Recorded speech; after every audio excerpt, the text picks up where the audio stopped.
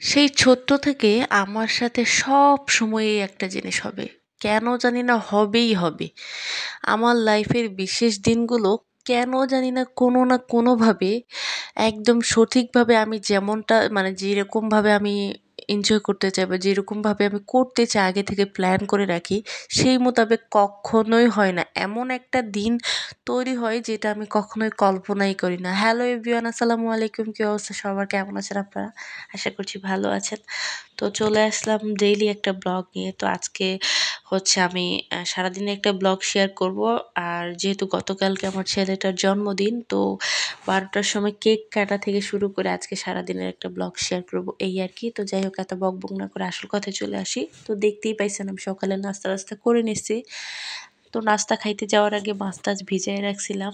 তারপরে হচ্ছে নাস্তা খাইছি, পরে হচ্ছে রান্নাবাড়ার কাজে চলে যাইতেছি, এই আর কি। তো যাই হোক, এদিকে রান্নাবাড়া করতে থাকি আর আমি কয়েকটা কথা বলবো, আপনারা একটু শুনবেন আপনাদের সাথে এরকমটা হয় কিনা। বাট আমার সাথে অলওয়েজই এরকমটা হয়। তো সাধারণত মাসের 30টা দিনই আলহামদুলিল্লাহ আমার খুব ভালো যায়। আলহামদুলিল্লাহ। বাট যেদিনকে কোনো বিশেষ দিন আসে যে আমি চিন্তা করি এই দিনকে এটা করব, ওইটা করব, মানে অনেক কিছু প্ল্যান করে রাখি বা অনেক কিছু করার চিন্তা করি, সেই দিনকে কি হয় আমার কোনো না কোনো কারণে সেই দিনকে মানে দিনটা আমার মনটা খারাপ হয়ে যায় বা কোনো না কোনো কারণে একটা ঝামেলা হবেই। তো পরে আর কি ওই দিনটা এমন একটা রূপ ধারণ করে বা এমন একটা দিন হয়ে যায় যেটা মনে হয় কি যে এইরকম একটা দিন আমার লাইফে বুঝি না আসলেই ভালো হইতো। মানে আমি জানি না আর কারোর সাথে হয় কি না, বাট আপনাদের সাথে যদি এরকমটা হয়ে থাকে অবশ্যই কিন্তু জানাইবেন। আমার সাথে সব সময় এটা হয়, সব সময়। মানে আমি যে দিনটার জন্য খুবই এক্সাইটেড হয়ে থাকি, খুবই একদম আশায় থাকি, সেই দিনটাই আমার খুবই জঘন্য যায়, মানে যা বলার বাহিরে।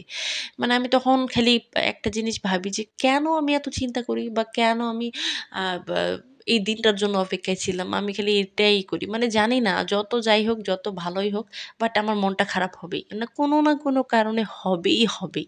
আমি জানি না কেন। তো যাই হোক, গতকালকে যে মানে আগামীকালকে যেহেতু আমার ছেলেটার জন্মদিন, তো যেহেতু এই মানে এই বছরে আমি হচ্ছে অনেক কিছু হারাইছি। এই বছরে এই 2024 সালটা আমার জীবনের সবচেয়ে জঘন্য একটা বছর। আমি কখনোই ভুলবো না। এই বছরে আমি আমার সন্তানকে হারাইছি। তারপরও আমার ছোট ছেলেটার এই ডিসেম্বর মাসের ৩ তারিখে জন্মদিন। আর এই ছেলেটার জন্য সেরকমভাবে কখনোই কিছু করা হয়ে ওঠে নাই। যেহেতু ওর যখন ১ বছর হইছিল তখন আমি প্রেগন্যান্ট ছিলাম, ওইরকম কিছু করতে পারি নাই। তো এবার চিন্তা করছিলাম কি কিছু নাও করতে পারলে শুধু একটা কেক এনে আমি হচ্ছে বাচ্চাটার যেন একটু সেলিব্রেশন করতে পারি, এই আরকি। যেন ও কাটতে পারে, এই আরকি। তো ও অনেক কেক কাটবে বলতেছিল। তো আজকের কেকটা আমিই নিয়ে আসবো, নিয়ে এসে একদম সারপ্রাইজ দিব। তো এখানে দেখতেই পাচ্ছেন আমরা একটু দুষ্টামি করতেছিলাম মা ছেলেরা মিলে। আর আমি হচ্ছে চিন্তা করছিলাম আমি কেক আনবো সবার আগে। ঠিক আছে? আমি চিন্তা করছিলাম যে আমি আমার জামাইয়ের আগে কেক আনবো। বাট দুঃখের বিষয় কি হইছে জানেন? আমিও কেক আনছি, আমার জামাইও কেক আনছে। মানে আমার ছেলের জন্য ২ টা কেক হয়ে গেছে। আলহামদুলিল্লাহ। তো এখানে কেক নিতে চলে যাই। আর এখানে আমার ছেলেটা অনেক জোরে ব্যথা পেয়েছে, আমার বড় ছেলেটা। তো যাই হোক, আমার বাচ্চাদের জন্য কিন্তু আপনারা মাশাআল্লাহ বলতে ভুলবেন না। আর ওদের জন্য অনেক দোয়া করবেন। আল্লাহ তাআলা যেন ওদেরকে নেক হায়াত দান করে, এই আরকি। আসলে প্রত্যেকটা সময় যে আমরা যেরকমভাবে চাইবো বা সেরকমই হবে সেরকমটা কখনোই না। আল্লাহ তাআলা যার জন্য যেভাবে যেইরকমভাবে ঠিক করে রাখেন সেটাই হয়ে থাকে। আমরা তো উছিলা মাত্র। তো এই যে দেখতে পাচ্ছেন এখানে হচ্ছে আমরা কেক-টেক নিয়ে আসি। পরে রাত্রেবেলা খাওয়া-দাওয়া করে ১২টা ১ এ আমরা হচ্ছে আমাদের মতো করে কেক কাটি। আমরা ৪ টা মানুষ, এই আরকি। আমাদের এখানে কেউ নেই, আমরা ৪ জনে এখানে কেক কাটতেছিলাম আলহামদুলিল্লাহ। আর কেকটা মূলত আমি হচ্ছে ঐরকমভাবে কিছু না, মোমবাতিও জ্বালাই নাই। কারণ যেহেতু ছোট বাচ্চা, আমার ছেলেটা খালি আগুন ধরে, এইজন্য মোমবাতি-টোমবাতি জ্বালাই নাই। তো ওদের সামনে কেকটা দিয়ে দিছি। ওরা ২ জনে এই ধরে, ওই কাটে, ওই করে, এই আরকি। তো আমাদের বাসায় যেহেতু আর কেউ নেই, আমরা ৪ টা মানুষই। তো ওদেরকে কেকটা দিয়ে দিছি। ওদের মতো করে একদম ছাইড়া দিছি যে তোমরা যেমন ইচ্ছে তেমনই করো। যদিও ঐরকম কোনো ভিডিও বা ঐরকম কিছুই করতে পারি নাই। কারণ ওই মুহূর্তে আমার মনটা একটু খারাপ ছিল অন্য একটা কারণে। যার কারণে আমি ওইরকম কিছুই করি না। জাস্ট আমি যেহেতু আমার বাচ্চারা কেক কাটতে চাইছে ওদের সামনে দিয়ে দিছি কেকটা, তোমরা তোমাদের মতোই করো। তো বাচ্চারা সাধারণত কি করবে? কেকটা কি সুন্দর করে নিয়ে বসে থাকবে? কখনোই না। আমরা হচ্ছে যেভাবে চাইবো সেভাবে কি ওরা করবে? কখনোই করবে না। ওরা ওদের মতো করে করবে, কেক ধরবে, গায়ে লাগাবে, এগুলোই স্বাভাবিক।